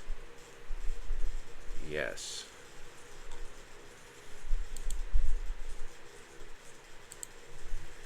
T equipment order TMC. I only have one thing in my deck that cares about equipment, but let's have a couple of pieces in here. Hold on.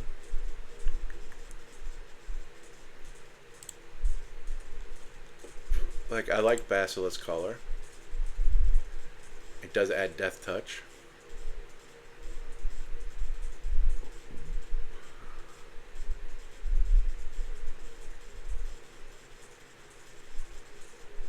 Well, super useless in a deck with a 5-color commander, tell you what.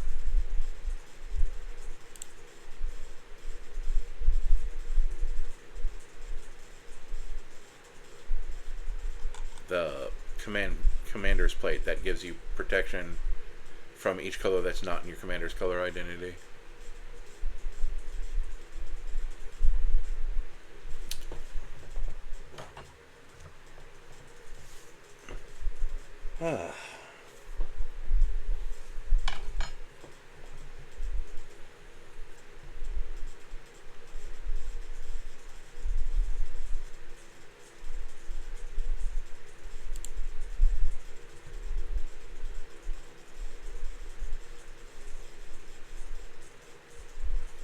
Not even entirely certain what I'm looking for. I'm just looking for stuff.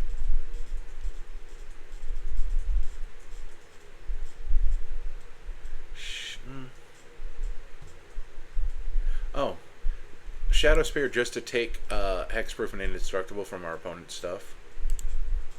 Makes sense to me.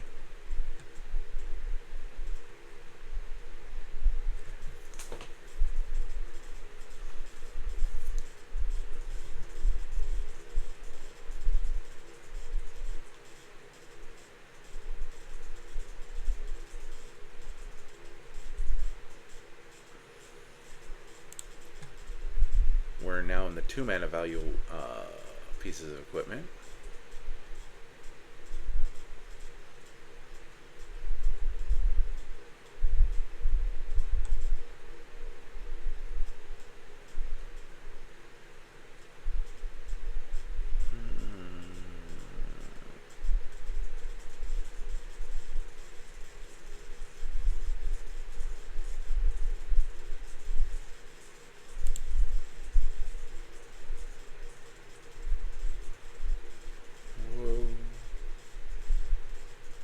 At some point, that's going to give up, and I'm going to have to redo the search, starting with a certain mana value.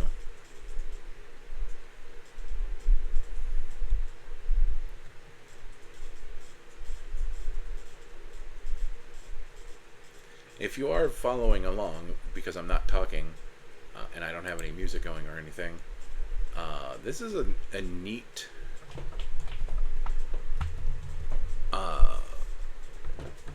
just like stroll through all of the equipment in Magic, since it's a 5-color deck.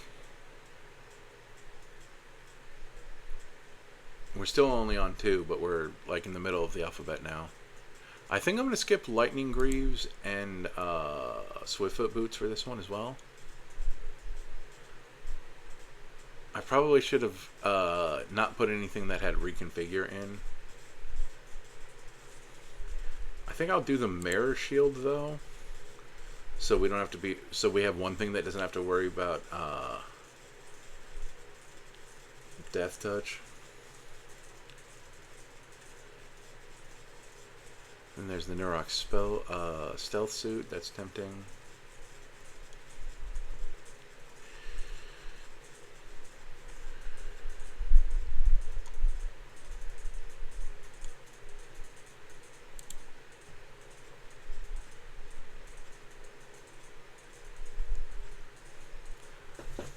Like, there's people who play Magic for years who might look at the screen and go, "What is that? I do not remember that card." Probably because it wasn't good, but you know, so your brain didn't hold on to the information of it existing.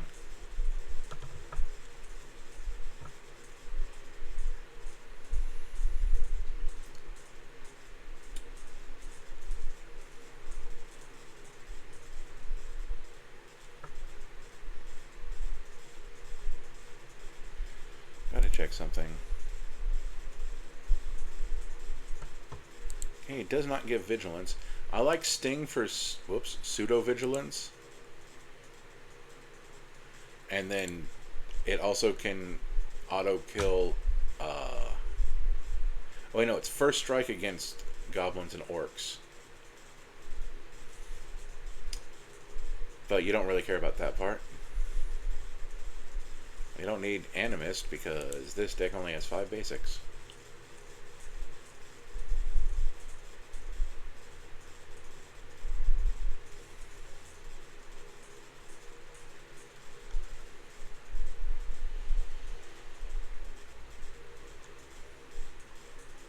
Not worried too much about unblockable. Though I do like Wrecking Ball Arm just on principle. Makes them a base 7/7.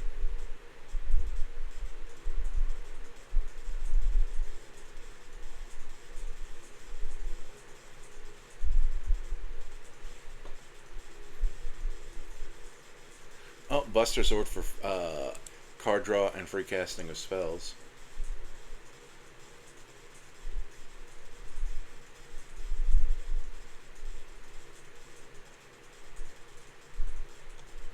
I'm going to do Champion's Helm. So it's Champion's Helm and Mirror Shield for my protection. Darksteel Plate.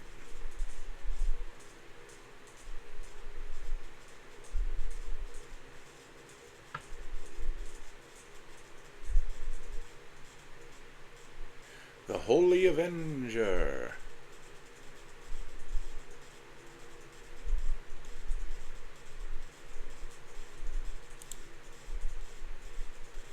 Mithril Coat for the Indestructible and Auto Equip, since everything in our deck is legendary.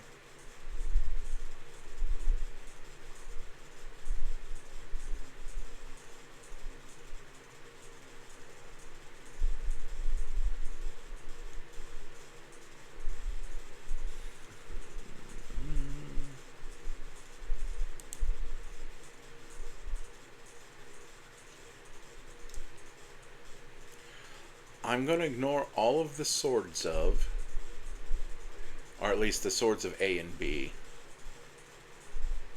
The Reaver Cleaver.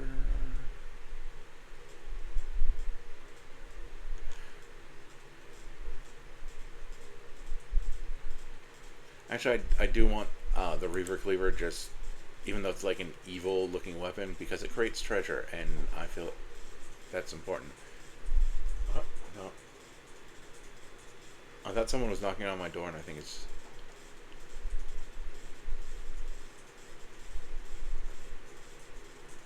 Like, it's late at night, and it didn't sound like knocking, it just sounded like a tapping.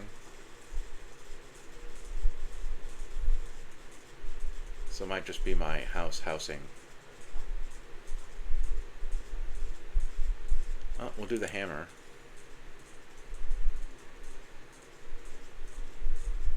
Because it allows for auto-equipping. I do... It's a big mana ask, but I have a soft spot for Helm of the Host. And this deck is already on the lower end of things. The lower end of competitiveness.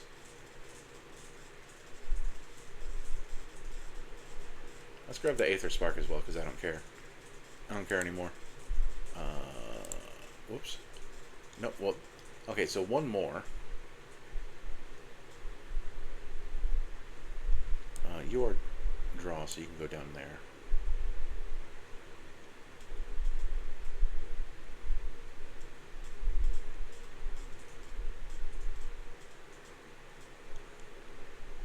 So I think I'm going to dump the Basilisk Collar.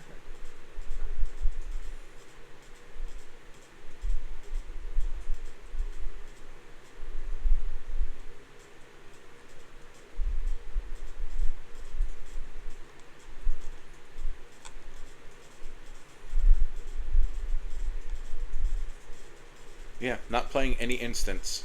Not. I've decided that that's just how this deck's going to work. So this is definitely a 2.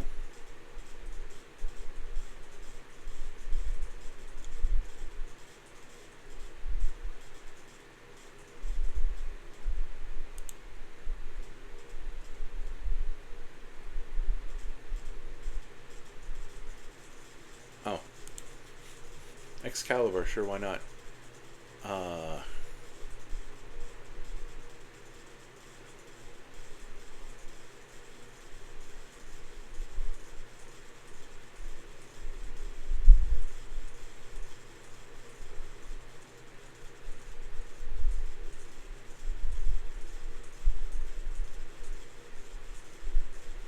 Huh. That's a pretty sweet sword from Warhammer 40k. Oh, I actually like this. Enchanted creature's base power toughness is XX, where X is your life total. If we're rolling, then that's rolling.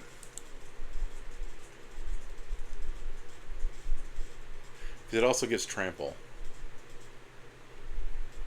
Yeah. So this...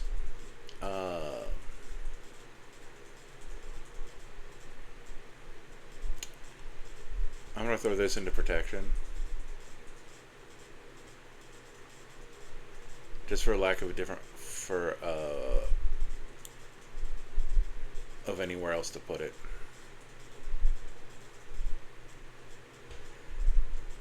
In fact, I'm going to put this in protection as well. I'm not going to do that thing where I put everything into protection.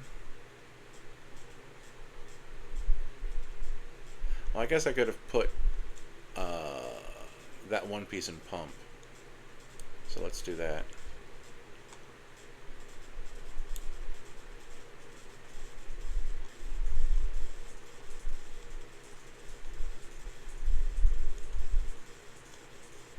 So yeah, that's this silliness.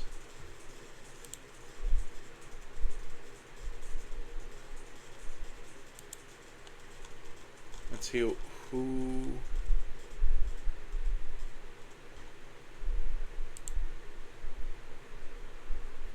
Notice the last couple of decks I didn't even try to justify. I'm just like, no. So what we got? So now we'll start looking at these. Mr. Negative, Rachel Weeks of the Command Zone built this apparently for an episode that hasn't come out at the time of me recording this, as far as I know. If it has come out, I haven't seen it yet. but it's Mr. Negative. 5 a white and a black for a 5/5 human villain with vigilance and lifelink. When Mr. Negative enters, you may exchange life totals with target opponent. If you lost life this way, draw that many cards. That is neat.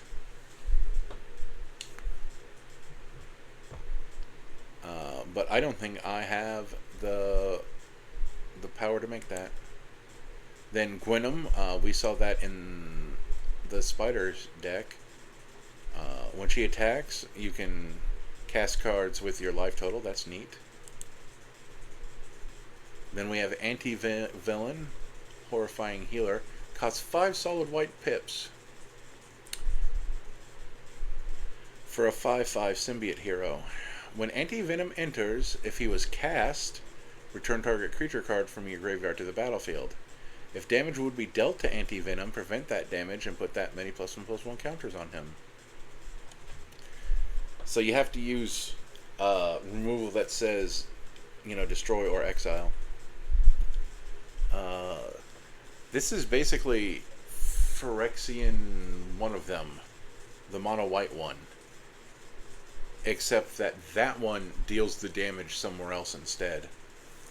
I think he's neat, but he's not getting a deck. Molten Man enters, search your library for a basic mountain, put it into the battlefield tapped and shuffle. He's a ramp for mono red, so that's cool.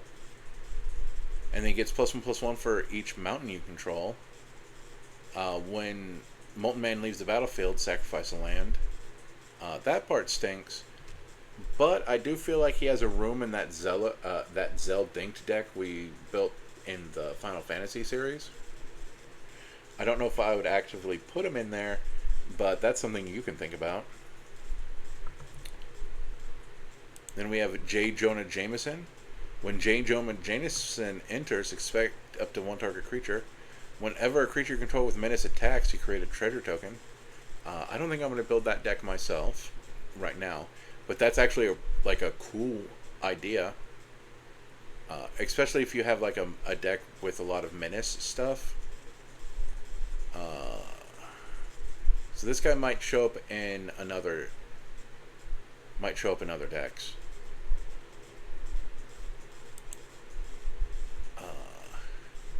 Iron Spider Stark upgrade. So this guy has vigilance, but also put a +1/+1 counter on each artifact, creature, and/or vehicle you control. So that's nice. And then remove 2 +1/+1 counters from artifacts you control. Draw a card. That's really cool for another neat colorless commander, or put them into any artifact deck. Then Electro Assaulting Battery. He has flying, and you don't lose unspent red mana as steps and phases end. That's going into a deck that I already built for an episode that hasn't come out. So when you see that episode, you're like, oh, Electro could have totally gone in that deck, but I recorded that weeks ago. But if you ever click on the links for my decks to look at that one, you'll probably see Electro has made his way into that deck. And then we saw Hydro Man. He could be at the head of his own deck, just because he's a growing threat, and he's a land when it's not your turn. So they do have to hit you with their instant speed removal or land destruction, assuming. Lady Octopus lets you get artifacts for free. All you have to do is draw 1 to 2 cards a turn. So that's neat. And yeah, that's going to be it for this one. We're 5 minutes short of 2 hours, and that's pretty good for this show, I think. Next week, I think I'm going to post the Street Fighter episode I already have recorded. And that one, Aunt May appears in the episode because she goes into one of the decks. You'll probably know which one when you see me start to build it. And then The final deck that I'm probably going to edit now, after I finish this recording, is may or may not have Mary Jane Watson in it. I'm going to have to look at it.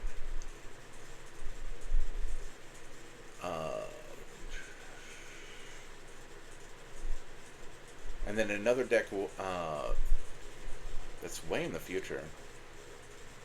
Electro will be in it. You'll just have to remember, or not, and it'll be a nice surprise when you, if you ever click on my links in my description. Anyway, yeah, next week, Street Fighter from the secret layer that was released a long time ago. That was going to be this week's episode, but I was like, oh, I actually do want to talk about Spider-Man for a tiny bit. See you next time.